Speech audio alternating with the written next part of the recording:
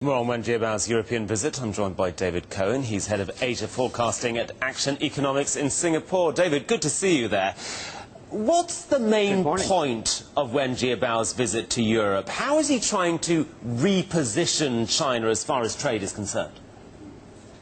Well, I think it's a combination of two dimensions. One, to emphasize the important trade partnership between China and Europe. Last year, after all, the EU together was the biggest single market for Chinese exports, and as far as supplying Chinese imports, the EU trailed only Japan. So it's clearly an important trade relationship that they'll try to keep running smoothly. And at the same time, as we heard in your report, China will offer some assurances that they will play a role as a long-term investor in Europe and potentially helping the Europeans meeting some of their financial problems. Yeah, that's interesting, isn't it? Most people are running a mile from Greek debt, but I suppose if you've got $3 trillion in currency reserves, you can afford to gamble, and my word, look at those yields.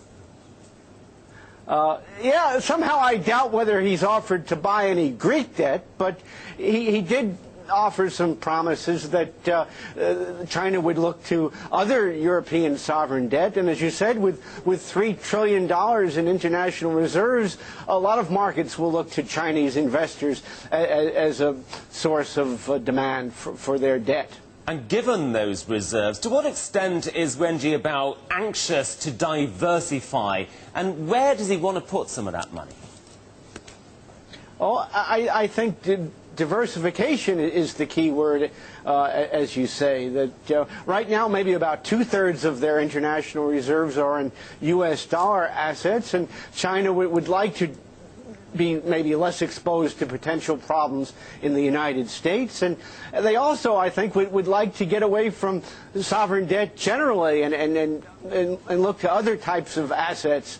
And in fact, he'll probably raise the point that China has been frustrated by resistance it faces when it tries to make some direct investments in countries around the world. Sometimes the resistance cites national security, but I think he argue that the Europeans should just loosen up a little bit more to allow China to look to alternative types of assets aside from simply sovereign debt.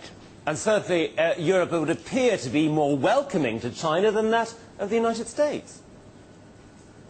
Well, certainly the Chinese have some money available that could be useful for the financing needs of Europe right now, and I think the Europeans might also bring up with the Chinese some issues that have hung over their direct investment in China.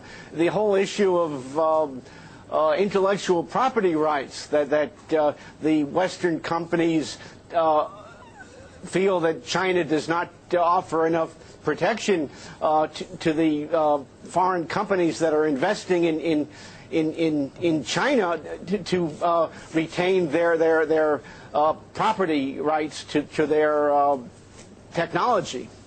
David Cohen, live in Singapore. Great to talk to you. Thanks for joining us on Bloomberg today.